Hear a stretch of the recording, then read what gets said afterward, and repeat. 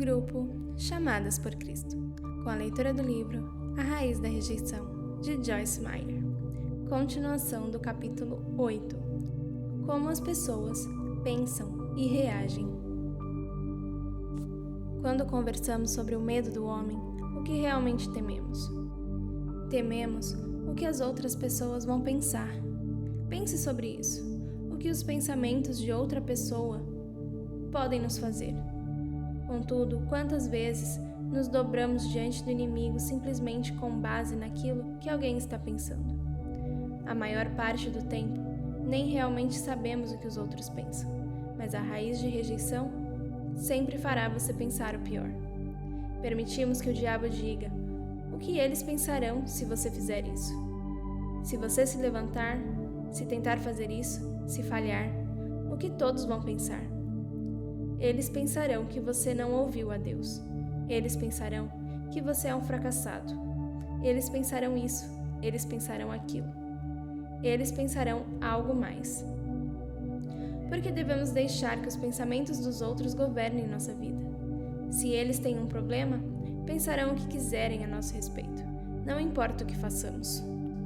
O medo do homem é do que os outros pensarão, mas é também o que os outros dirão dele. E farão a respeito disso. Penso que também tememos o que as pessoas não dirão ou farão. Se eu fizer algo e você não gostar, então me rejeitará, e não mais terei seu relacionamento e sua amizade. Você não conversará mais comigo ou prestará atenção em mim. Então, terei de lidar com a dor da rejeição.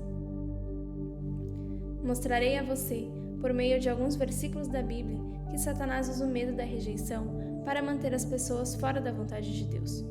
Observe o que Paulo disse em Gálatas 1:10. Porventura, procuro eu agora o favor dos homens ou de Deus? Ou procuro agradar a homens? Se eu buscasse popularidade entre os homens, não seria servo de Cristo, o Messias. Nós realmente gostaríamos de ser populares, não é? Nunca fui muito popular na escola, mas queria que todos os meus filhos fossem populares. Isso também não funcionou. Algumas vezes, queremos coisas por motivações erradas. Eu queria que minhas filhas fossem tratadas como rainhas e animadoras de torcida, e meus filhos fossem tratados como príncipes encantados e craques do futebol. Eu me angustiava, porque eles e elas realmente não tinham muitos amigos ou namorados. Mas um dia, o Senhor me mostrou: você quer isso para eles porque você nunca o teve? Estou guardando-os de problemas porque tenho um plano para a vida deles. Algumas vezes, quando os jovens são populares, a pressão dos colegas para manterem todos esses relacionamentos termina levando-os à direção errada. Se Deus tivesse respondido às minhas orações pelos meus filhos para que fossem os estudantes mais populares da escola, as coisas poderiam ter terminado mal. Mas agora, todos os meus filhos estão servindo ao Senhor e trabalham neste ministério. Todos são casados com cristãos. O que teria acontecido se Deus respondesse às minhas orações? Vamos desejar a popularidade com Deus, acima da popularidade com as pessoas. Não fique tão triste se você não tem 25 pessoas tentando ligar para seu número telefônico ou batendo a sua porta o tempo todo. Busque a Deus e deixe que Ele traga as pessoas certas para a sua vida. Uma vez que você entrou em um relacionamento, deverá mantê-lo, e isso faz com que as pessoas populares sofram muita pressão por tantos relacionamentos. Anos atrás, antes de estar no ministério, eu pertencia a uma igreja. Havia um grupo de pessoas no qual eu queria participar. Eu me esforçava e conspirava, armava situações e manipulava, fazia favores e impressionava as pessoas, até entrar naquele grupo.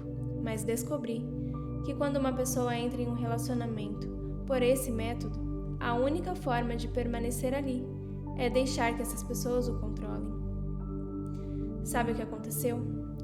Quando recebi o batismo no Espírito Santo e Deus me chamou para pregar, quando comecei a crer nas coisas em que creio hoje e a prosseguir, esse grupo disse: se você vai crer nas coisas que você diz que crê, não queremos mais nos relacionar com você.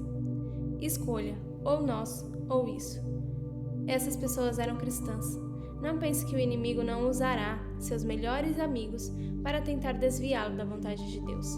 Eis porque você precisa ter convicção em seu coração do que Deus está lhe dizendo. A Bíblia diz que Jesus esvaziou-se de sua reputação, humilhou-se e então o poder de Deus lhe foi concedido. Veja Filipenses 2, 7 a 11. Se estivermos preocupados com nossa reputação, poderemos realmente prejudicá-la. Se o alvo é manter nossa boa reputação, se ainda tentamos ser populares, essa é a porta aberta para o diabo. Tudo o que ele tem de fazer é conseguir uma pequena rejeição, e nós seremos despedaçados.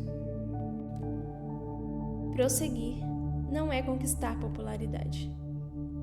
Você já percebeu o que Paulo estava dizendo em Gálatas 1:10? Se eu quisesse agradar as pessoas, eu não estaria servindo a Deus. Você sabe quantas pessoas existem que não estão fazendo o que Deus lhes disse, porque sabe que perderiam sua popularidade? Cada uma das vezes que Deus estava pronto a levar esse ministério a um novo nível, Satanás lançava um grande ataque de rejeição contra mim. Cada uma das vezes o ataque vinha por meio de pessoas mais próximas naquele momento. Não pense que o inimigo escolhe alguém com quem você não se importa. As pessoas que estão próximas de você o deixarão saber. Se você não fizer isso, como fazemos, então olharemos para você como alguém estranho ou anormal. Pessoas que têm raiz de rejeição na sua vida dobram-se a esse tipo de pressão e nem mesmo percebem o que estão fazendo. Tudo que mantiver as pessoas felizes, tudo que mantiver as pessoas gostando de nós, sorrindo para nós e dizendo, boa garota, bom rapaz, é o que as pessoas com raiz de rejeição farão. Não estou ensinando rebelião. Não estou ensinando que você deveria fazer sua própria vontade todo o tempo. Não é isso. Se você tem alguém exercendo autoridade apropriada sobre sua vida, ouça seus conselhos. O que estou falando é sobre pessoas que interferem em sua vida sem ter direito a isso. Algumas vezes, mesmo aquelas que têm autoridade sobre você, podem agir com manipulação e controle. Mas se elas estiverem exercendo autoridade legítima sobre sua vida, elas o ajudarão a descobrir a perfeita vontade de Deus para você.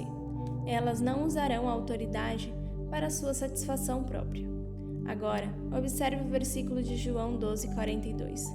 Contudo, a despeito de tudo isso, muitas das autoridades, os líderes e os nobres, creram e confiaram nele, mas por causa dos fariseus, eles não o confessavam, por medo de, se eles o reconhecessem, serem expulsos da sinagoga. Fui expulsa da igreja que frequentava quando recebi o batismo do Espírito Santo. E Deus me chamou para pregar. A liderança me pediu para sair. Foi difícil para mim, porque toda a minha vida estava envolvida com aquela igreja. E além disso, eu havia me esforçado bastante para me envolver com aquele grupo de pessoas. Como me esforcei para conseguir um cargo de presbítero para meu marido. Eu queria que meu marido fosse alguém importante. Pessoas que não baseiam sua dignidade em Cristo estão constantemente procurando algo que as faça se sentir valorizadas. Elas devem ter os amigos certos. Seus amigos devem ocupar posições de autoridade para fazer com que elas se sintam importantes. Assim, elas conspiram, manipulam e fazem todo tipo de coisas para se colocarem numa boa posição. Se você pensa que é difícil chegar a tal posição, espere até ver como é difícil manter-se nela. O versículo 43 diz: pois eles amaram a aprovação e o louvor e a glória que vem dos homens, ao invés de, mais do que a glória que vem de Deus. Eles valorizaram mais seu crédito diante dos homens do que seu crédito diante de Deus. Esse não é um versículo impressionante?